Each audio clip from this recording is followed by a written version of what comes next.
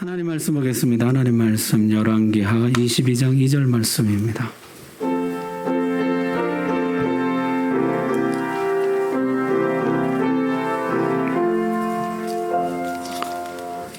구약성경 600쪽 열왕기하 22장 2절 말씀. 하나님 말씀 봉독할 때 우리 다 함께 자리에서 일어나셔서 우리 한 목소리로 봉독합니다. 시작. 요시야가 여호와 보시기에 정직히 행하여 그의 조상 다윗의 모든 길로 행하고 좌우로 치우치지 아니하였더라. 아멘. 감사합니다. 하나님의 말씀 전하겠습니다.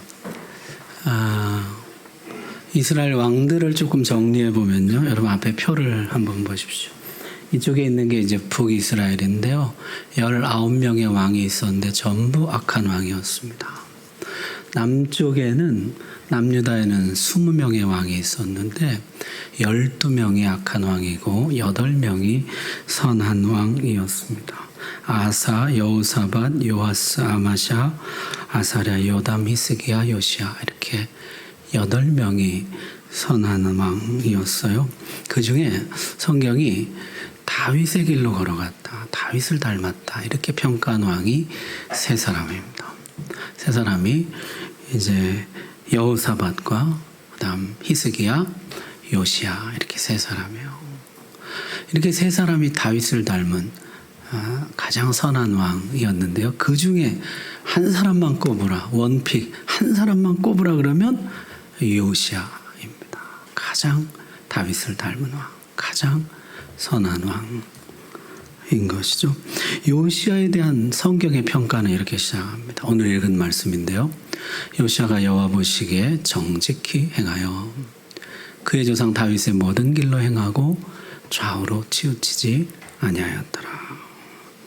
좌우로 치우치지 않았다. 이게 얼마나 어려운 일입니까? 다윗의 모든 길, 그 정도를 똑바로 걸어갔다는 것이에요. 요시야 왕의 연대기를 잠깐 살펴보면 이렇습니다. 8살의 왕이 돼요. 그러니까 아버지가 암살당하기 때문에 8살의 왕이 되고 16살에 비로소 하나님을 찾기 시작합니다. 그리고 20살에 종교개혁에 착수하고 26살에 본격적인 종교개혁을 단행합니다. 그래서 39살에 애국과의 전쟁에서 사망하게 됩니다. 자, 성경은요, 그 시작을 이렇게 말해주고 있어요. 아직도 어렸을 때, 곧 왕위에 있은 지 8년에, 8살에 왕이 됐으니까 8년이면 이제 16살이죠. 그의 조상 다윗의 하나님을 비로소 찾고, 제 12년에 유다와 예루살렘을 비로소 정결하게 하여 그 산당들과 아세라 목상들과 아로새긴 우상들과 부어 만든 우상들을 제거하여 버리매. 자, 16살에 비로소 하나님 찾고 20살에 비로소 신앙정화, 종교개혁을 시작했다. 그렇게 이야기해주고 있습니다. 16살이면요, 아직도 굉장히 어린 나이죠. 중3, 고1 정도 되나요? 이때 하나님 찾기 시작했다는 거죠. 다른 하나님도 아니고 다윗의 하나님을 찾기 시작했다. 할아버지 므낫세, 아버지 아몬, 이 57년간 이 남유다는요 거의 폐허가 됩니다. 국력은 기울 대로 기울어져요. 신앙적으로도 보면 성전 안에 온갖 우상들이 버젓이 놓여져 있고요. 신접한 자들과 무당들이 성전 안을 활보했습니다. 어떻게 손써볼 도리가 없을 정도로 망가져 있었어요. 소망은 오직 하나님밖에 없습니다. 다윗의 하나님. 사울 왕이 신접한 자와 무당을 찾으며 엔돌의 밤거리를 방황하던 그 참담한 상황 속에서 다윗의 영광스러운 나라를 다시 일으켜 세우셨던 다윗의 하나님. 이 나라를 불쌍히 여겨주십시오. 이 나라도 다시 일으켜 주십시오. 그는 비로소 하나님을 찾기 시작했습니다. 그리고 드디어 20살이 되자 이제 신앙 정화, 종교 개혁에 착수하게 되는데요. 우상들을 제거하고 산당들을 불살랐습니다.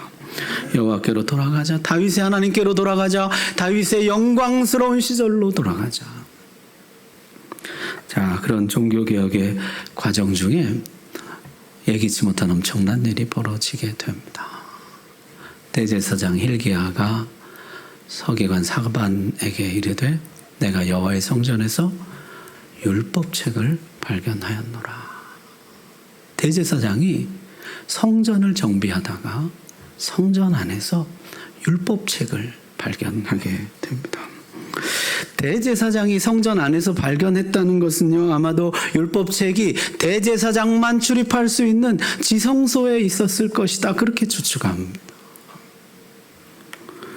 언젠가 어떤 대제사장이 율법책을 이곳에 감추어 두었을 것이다. 악한 왕들이 하나님의 말씀을 거역하다 못해서 율법책마저 없애버리려고 했을 때 어떤 대제사장이 이 율법책을 성전 안에, 지성소 안에 감추어 두었을 것이다. 여러분, 사실 율법책은 어디에 있어야 됩니까? 하나님이 맨 처음 시내산에 출애굽하자마자 이 백성 불러서 하나님 말씀하셨죠. 그가 왕위에 오르거든 레위 사람 제사장 앞에 보관한 이 율법서를 등사하여 평생에 자기 옆에 두고 읽어서 그 하나님 여호와 경외하기를 배우며 이 율법의 모든 말과 규례를 지켜 행할 것이라. 자, 이 원본은 법궤 안에 있죠. 그를 등사해서 필사해서 왕 옆에, 자기 옆에 두고 항상 가까이 두고 읽으라는 것이에요. 이 본래 율법서의 자리가 어디냐면은 왕 자리예요. 그 옆이에요. 그런데 왕들이요, 율법책을 가까이 하지 않습니다. 읽지 않습니다. 하나님 말씀을 거역합니다. 거역하다 못해서 아예 율법책을 치워버렸어요. 이제는 없애려고 합니다. 그래서 지성소 안에 감추어져 내려왔다는 것이에요. 그럼 다윗 왕 때도 이런 일이 있었죠. 다윗 왕이 법궤를 옮겨오는데요. 그가 옮겨오기 전에 거의 100년 동안 법궤가 방치되어 있습니다. 법궤가 방치되어 있었다는 것은요, 법궤 안에 하나님 말씀을 방치했다는 것이요, 법궤 위에 살아계신 하나님을 방치했다는 것이죠. 요시야 때도 그랬습니다. 율법책이 도대체 어디에 있는지, 언제 어떻게 사라졌는지도 모른 채, 아무도 찾지 않는 채 그렇게 잊혀져 내려왔다는 것이에요. 자, 왕이 그 율법책 찾았다는 이야기를 듣고 읽어보라. 서기관이 율법을 읽기 시작합니다. 처음 듣는 그 율법의 내용은 충격적이었어요. 왕은 그 율법의 말씀을 듣고 자기 옷을 찢었습니다. 그리고 이렇게 말했어요. 우리 조상들이 이 책의 말씀을 듣지 아니하며 이 책에 우리를 위하여 기록한 모든 것을 행하지 아니하였으므로 여호와께서 우리에게 내리신 진노가 크도다. 요시야는 비로소 모든 것이 이해되었습니다. 왜 이 나라가 남북으로 갈라지게 되었는지, 왜 북이스라엘은 멸망하게 되었는지, 왜 남유다조차 이 예루살렘조차 멸망의 길을 걷게 되었는지, 이 하나님이 허락하신 약속의 땅에서 우리가 왜 쫓겨나게 되는지, 그 모든 답이 율법책에 쓰여져 있었다는 것이에요. 당시로부터 약 1000년 전에 하나님이 미리 말씀해 놓으셨어요.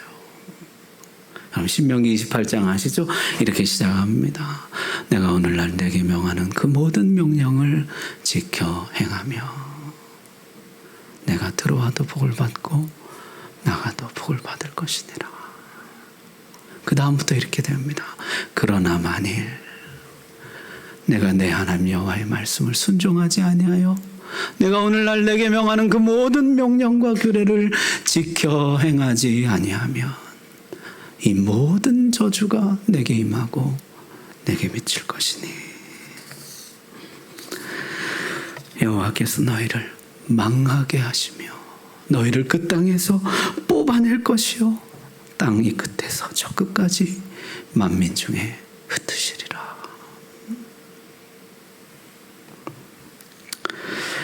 요시야는 비로소 모든 것이 분명해졌어요. 우리는 하나님과 언약을 맺은 언약 백성입니다. 우리는 잘해서 잘되고 잘못해서 못되고 운이 좋아서 잘되고 운이 나빠서 못되는 것이 아니요, 우리는 하나님 말씀대로 행하면 잘되고 하나님 말씀은 어기면 망하는 백성입니다. 우리는 처음부터 하나님과 그렇게 언약을 맺고 시작한 백성입니다. 우리는 특별한 사람들입니다. 우리는 오직 하나님과의 관계 안에서만 잘되기도 하고 못되기도 하며 복을 받기도 하고 저주를 받기도 하는 언약 백성입니다. 처음부터 복과 저주의 길, 번성과 멸망의 길, 생명과 사망의 길이 정해져 있는데 우리 조상들로부터 우리 자신에 이르기까지 우리가 저주의 길, 멸망의 길, 사망의 길로 걸어왔습니다. 율법의 재발견, 이게 이제 역사가 뒤바뀌는 시점인 것이죠. 내 인생이 하나님의 말씀으로 이해되기 시작하고 내 인생의 성공과 번영, 실패와 고통, 이 모든 것이 말씀으로 해석되어지기 시작하고 이것이 점점 확장되어서 가족 공동체, 민족 공동체, 국가 공동체, 인류 공동체, 이 모든 역사가 하나님의 말씀으로 이해되기 시작하는 것이에요. 나의 정확한 위치와 내가 가야 할 길이 분명해지는 지점이 바로 이 지점입니다. 율법의 재발견, 말씀의 재발견이죠. 여러분, 하나님께서 여러분에게 주신 율법, 하나님의 말씀 지금 어디에 있습니까? 부담스럽다, 거추장스럽다, 저기 어디 멀리 한 구석에 치워놓지는 않았습니까?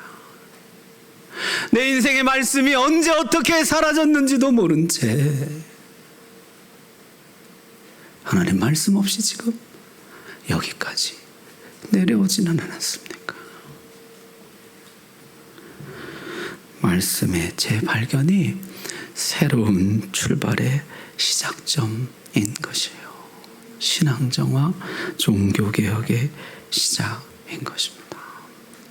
오늘 다시 하나님의 말씀을 재발견의 은혜가 우리에게 있기를 바랍니다. 자, 요시야가 훌륭한 것이요, 말씀을 재발견한 데서 그치지 않고 그 말씀의 정확한 뜻과 해석을 묻습니다. 자신의 최측근을 선지자에게 보냅니다. 성경에 보니까요, 대제사장 hil기야, 서기관 사반의 아들 아이감, 악볼 왕의 시종 아사야, 율법의 전문가들, 경호대장, 비서실장 전부 다 보냈다는 것이요. 도대체 이 말씀의 정확한 뜻이 무엇입니까? 물으러 보냈는데요, 누구한테 보냈습니까? 여선지자 훌다에게 보냈다는 것이죠. 이때가 예레미야 선지자가 이미 소명을 받고 활동을 시작한 지 5년째 되는 해입니다. 그리고 그 당시에요, 나훔, 하박국, 스바냐 같은 선지자들이 이미 활동하고 있었어요. 그런데 왜 그런 쟁쟁한 선지자들을 다 뒤로 하고 훌다에게 물으러 보냈을까요? 이 훌다는 도대체 어떤 사람이었을까요? 성경이 이렇게 소개를 해주고 있습니다. 이에 제사장 hil기야와 또 아이감과 악볼과 사반과 아사야가 여선지 훌다에게로 나아가니 그는 하라스의 손자 디과의 아들로서 예복을 주관하는 살룸의 아내라. 예루살렘 둘째 구역에 거주하였더라. 이 훌다라는 여성에 대해서 두 가지로 소개합니다. 하나는 예복을 주관하는 살룸의 아내이고 예루살렘 둘째 구역에 거주했다. 이렇게 두 가지를 소개하고 있는 것이죠. 자, 첫 번째, 예복을 관리하는 살룸의 아내였다는 것이요. 성전의 제사장의 예복, 레위인의 예복을 생산하는 그리고 유지하는 사람, 살룸의 아내였다는 것이죠. 여러분, 이것을 오늘날의 양복점 주인, 세탁소 주인의 아내였겠구나, 그렇게 생각하시면 안 됩니다. 제사장의 옷, 레위인의 복장이라는 것이 어떻습니까? 출애굽기 28장에 보면 그 복장이 이제 나오는데요. 거기 보면은 흉패와 에봇과 겉옷과 반포 속옷과 관과 띠를 입는데 금실과 청색, 자색, 홍색 실과 가는개꽃 배실로 정교하게 짜되 어깨바지 둘을 달고 그 끝이 이어지게 하고 흉패를 달고 쭉 나오는데요. 이 웬만한 사람은 만들라고 해도 못 만듭니다. 그래서 이걸 누가 만들죠? 하나님의 지혜의 영이 충만한 부살렐과 오홀리압이 만들거든요. 살룸과 훌다는 이 예복을 만들기 위해서 성경의 정확한 규격을 읽고 또 읽고 연구하고 또 연구하였습니다. 이 규격은 하나님 정해 주신 것입니다. 하나님이 보이신 식양대로 할지니라. 마음대로 지어서는 안 됩니다. 성경에 있는 그대로 지어야 합니다. 율법책을 연구하고 또 연구하고 또 연구했다는 것이에요. 여러분, 이 훌다라는 이름의 뜻이요, 두더지라는 뜻이에요. 여자 이름의 두더지라니요. 이게 상징적인 것입니다. 두더지처럼 파고 또 파고 또 파는 사람이에요. 율법책을 파고 파고 또 파서 꿰뚫어 알 때까지 거기에 천착하고 거기에 그냥 완전히 몰두하는 사람인 것입니다. 따라서 그 시대 율법에 가장 정통한 사람, 율법책이 지금 저 구석에 방치되어 있는 이 시절에 율법에 가장 밝은 사람, 율법에 달통한 사람, 훌다였다는 것이죠. 여러분들 어떠세요? 저도요, 모태신앙으로 태어나서요, 지금까지 성경고사대회, 성경 퀴즈대회 이런 거 나갔지만은 누구에게 져본 일 별로 없습니다. 뭐 좀 비웃으시는 건가요? 근데요, 진짜 성경을 파는 사람을 만날 때가 있어요. 이사야서를 통째로 외우는데요, 히브리어로 외우더라고요. 성경 원어로 이사야서를 외워요. 신약 성경을요, 천독한 사람, 매일 2시간, 3시간 성경을 파고 파고 또 파는 것이에요. 그 사람은요, 진짜 차원이 달라요. 레벨이 달라요.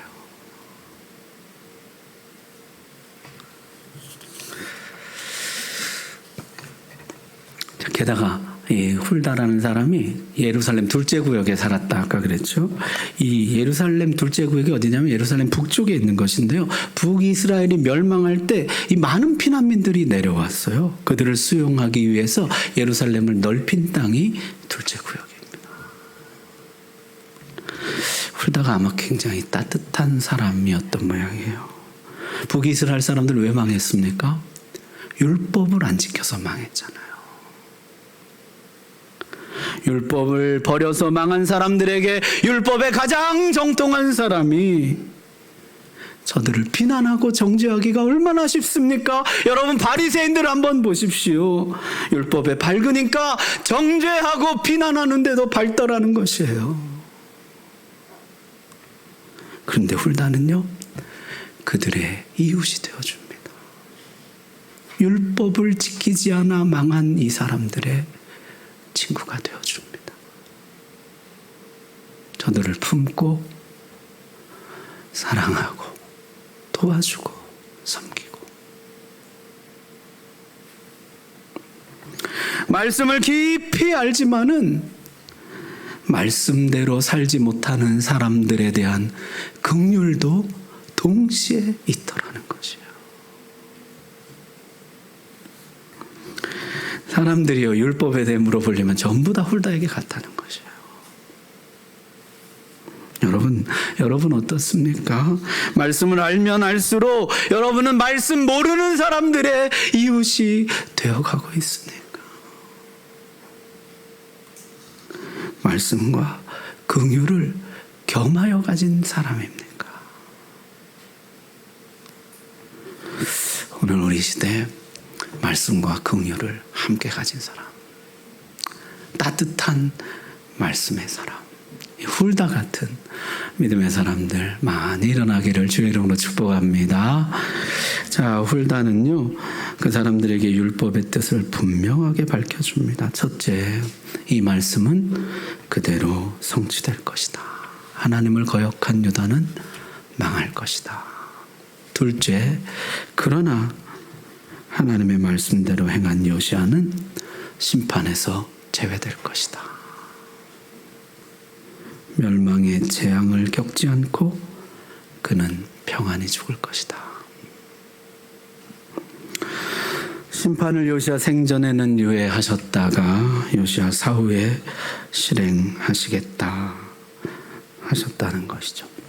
자, 이 요시야가 훌륭한 점이요, 또 바로 이 지점인데요.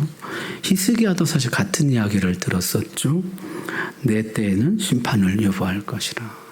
다음 때로 심판을 여부한다. 그런 말씀을 들었었습니다. 히스기야 어떻게 반응했습니까? 히스기야가 이사야에게 이르되 당신이 전한 바 여호와의 말씀이 선하니이다 하고 또 이르되 만일 내가 사는 날에 태평과 진실이 있을진데 어찌 선하지 아니하리요. 히스기야는요, 감사합니다. 심판을 내 대에 내리지 않고 유예하신다니 감사합니다. 내 시대의 심판이 유예된 것처럼 내 다음 시대에도 저들이 하나님 말씀대로 행한다면 저들에게도 심판이 유예될 줄 믿습니다. 그러고 말았다는 것이에요. 사실 그것까지만 해도 대단한 것이죠. 그것까지만 해도 훌륭한데요. 요시야는 어떻게 합니까? 심판은 정해졌습니다. 그러나 하나님 말씀대로 행한 당신은 심판에서 제외될 것입니다. 그 말을 듣고 요시야는 이렇게 했어요. 그렇다면 싸움은 이제부터다. 그는 대대적인 종교개혁을 단행합니다. 나에게 평화로운 죽음을 약속하신 주님께서 이 모든 백성에게도 평화로운 죽음을 선물해 주시기를, 나뿐만 아니라 내 후손들까지도 심판이 유예되기를. 이 하나님을 거스르는 역사의 물줄기를 되돌려 놓으려고 그는 할 수 있는 모든 일을 다 합니다. 본격적인 종교개혁을 단행하기 시작합니다. 요시야는요, 모든 장로들, 제사장들, 선지자들, 백성들까지 다 성전으로 불러 모았습니다. 그리고 이 율법책을 그들에게 들려주었어요. 왕이 단위에 서서 여호와 앞에서 언약을 세우되 마음을 다하고 뜻을 다하여 여호와께 순종하고 그의 계명과 법도와 율례를 지켜 이 책에 기록된 이 언약의 말씀을 이루게 하리라 하며 백성이 다 그 언약을 따르기로 하니라.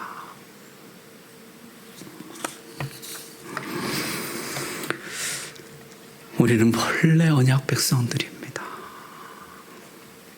하나님 말씀을 버렸기에 우리가 이 만국의 고통 가운데 있는 것입니다. 이제 우리 다시 여호와께로 돌아갑시다. 우리 다시 하나님께로 돌아갑시다. 다시 다윗의 하나님과 언약을 맺읍시다. 다시 하나님만 섬기며 그를 경외하고 그의 말씀대로 행하기로 우리 맹세합시다. 하나님이 반드시 우리를 긍휼히 여겨 주실 것입니다. 하나님이 약속하셨습니다. 이 계명을 지키는 자는 복을 줄 것이라. 화를 내렸다가도 내가 복을 내릴 것이라. 우리 다시 하나님과 언약을 맺읍시다. 맹세합시다. 그랬더니 모든 백성이 하나님 앞에 맹세하고 언약을 맺더라는 것이에요. 다시 언약 백성의 자리로 돌아왔습니다. 그리고 나서 온 백성들과 함께 성전 안에 있던 모든 우상들과 집기들을 다 밖으로 내다가 불살라버리고 이방 제사장들, 신접한 자들, 무당들 다 성전에서 내쫓았습니다. 여호와의 성전 안에 있던 남창의 집을 허물었다, 이런 말씀이 나와요. 성전 안에 성창제도가 성행한 것이요, 남창, 여창, 사실 이들이 다 이방 제사장들이거든요. 그들을 전부 내쫓았습니다. 전국의 산당들을 헐고 인신제사를 폐지했습니다. 또 태양신의 수레를 불사르고 그 마국간을 헐어버렸어요. 여러분, 당시에는요, 태양신이 말을 타고 온 우주를 하루에 한 바퀴씩 순행한다고 그렇게 믿었어요. 그래서 태양신에게 매일 말을 한 마리씩 제사 바쳤습니다. 요시야가요, 그 태양신의 수레를 불사르고 그 마국간을 헐어버렸습니다. 뿐만 아니라 아하스가 만든 제단들과 므낫세가 만든 제단들까지 헐어버렸어요. 이들이 누굽니까? 할아버지고 조상들이에요. 심지어 솔로몬이 세웠던 산당들까지 모두 헐어버렸습니다. 과거의 모든 잘못을 바로잡겠다. 어떤 우상 숭배도 용납하지 않겠다는 것이에요. 비록 그것이 솔로몬의 것일지라도. 이 땅에 어떤 우상도 들어오기 전의 상태로 되돌리겠다는 것이요, 다윗의 영광스러운 시절로 되돌리겠다는 것이요. 남유다를 정결케 한 요시야는 북이스라엘로 갑니다. 여로보암이 베델에 세웠던 산당과 제단을 불사르고 빻아서 가루를 만들어 뿌립니다. 심지어 우상 숭배했던 제사장들의 시신까지 찾아내서 단 위에서 불살라버렸다는 것이에요. 그것을 지켜보는 백성들이 모골이 송연했을 것입니다. 철저하고 대담한 종교개혁이었어요. 어떤 우상 숭배도 용납하지 않겠다는 강력한 의지의 표현이었습니다. 남과 북이 정치적으로는 아니더라도 영적으로는 재결합하게 되었습니다. 영적으로는 다시 하나님의 언약 백성이 되었고 하나님만 섬기는 나라로 하나가 되어가고 있었습니다. 요시야는 율법대로 유월절을 선포하게 되죠. 요시야가 지킨 유월절을요, 성경이 이렇게 평가합니다. 선지자 사무엘 이후로 이스라엘 가운데서 유월절이 이같이 지키지 못하였고, 이스라엘 열왕도 요시야가 제사장들과 레위 사람들과 모인 온 유다와 이스라엘 무리와 예루살렘 거민과 함께 지킨 것처럼은 유월절을 지키지 못하였더라. 사사시대 이후 처음으로 온전하게 드려진 유월절이었다. 그렇게 평가합니다. 제사장들과 레위 사람들과 남유다 사람들, 북이스라엘 사람들, 온 백성이 하나 되어서 하나님 앞에 구원의 절기 유월절을 지킨 것이죠. 하나님께서 우리를 바로의 손아귀에서 건져내시고 우리의 왕이 되어주셨습니다. 우리의 하나님이 되어주셨습니다. 하나님 여호와가 우리 하나님입니다. 우리의 왕이십니다. 감사하고 기뻐하는 절기를 지켰다는 것이요. 요시야에 대한 성경의 총평이 나오는데요. 23장 25절 우리 같이 한번 읽어봅시다. 시작. 요시야와 같이 마음을 다하여 뜻을 다하며 힘을 다하여 모세의 모든 율법을 따라 여호와께로 돌이킨 왕은 요시야 전에도 없었고 후에도 그와 같은 자가 없었더라. 아멘. 여러분, 요시야는 율법의 정확한 뜻을 받았습니다. 율법을 어긴 자는 망하지만 율법에 순종한 사람은 결코 망하지 않는다. 너는 율법대로 행했기에 심판에서 제외, 심판 유보, 심판 유예, 그런 말씀을 받았습니다. 요시야는 이 말씀에서 은혜의 실마리를 찾았습니다. 그렇다면 내가 말씀대로 행할 때 심판을 유예해 주셨다면, 이 모든 백성들이 말씀대로 행할 때 이 모든 백성들의 심판도 유예해 주실 것이라. 내 자손들이 하나님을 경외하고 하나님 말씀대로 산다면 그들도 심판이 유예될 것이라. 그들에게도 하나님이 반드시 긍휼을 베풀어 주실 것이라. 그렇다면 싸움은 이제부터다. 내가 할 수 있는 모든 것을 합니다.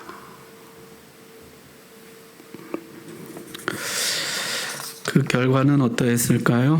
역대하는 그 결과를 이렇게 말해줍니다. 이와 같이 요시아가 이스라엘 자손에게 속한 그 모든 땅에서 가증한 것을 다 제하여 버리고 이스라엘의 모든 사람으로 그 하나님 여호와를 섬기게 하였으므로 요시아가 사는 날에 백성이 그 열주의 하나님 여호와께 복종하고 떠나지 아니하였더라.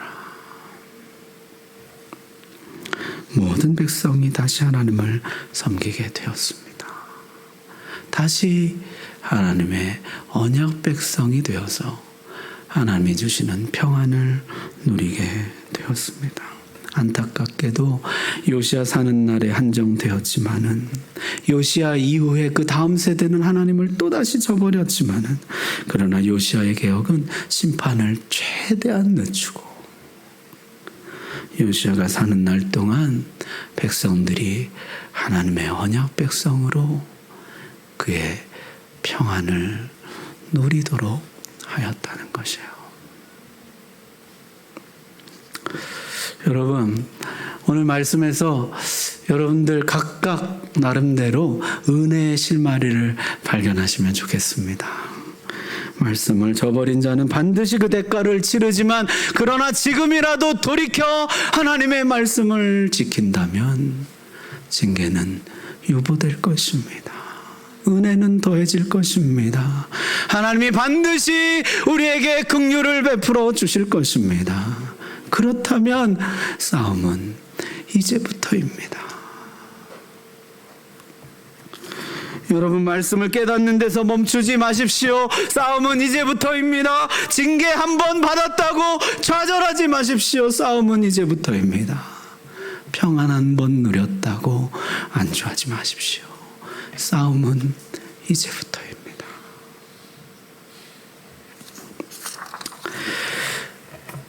요시아의 이야기는 이렇게 끝이 나요. 역대하에 보니까요, 그가 죽었을 때 예레미야가 저를 위하여 애가를 지었으며 노래하는 남자와 여자는 요시아를 슬피 노래하니 이스라엘의 규례가 되어 오늘날까지 이르렀으며 그가 사는 애가 중에 기록되었더라. 여러분, 선지자가요, 왕이 죽었을 때 애가를 지어 바친 것은 여기가 유일합니다. 예레미야 선지자가 너무너무 안타까웠던 것이에요. 이 위대한 왕, 온 백성들을 다시 하나님의 언약 백성이 되게 하고 하나님의 심판이 유예되게 하고 하나님의 평안을 다시 누리게 만들어 주었던 이스라엘의 마지막 평안을 선물했던 이 왕 요시아의 죽음에 예레미야는 애가를 지어 불렀습니다. 온 백성들은 슬피 울면서 그것이 이스라엘의 규례가 되어 오늘날까지 이르렀더라.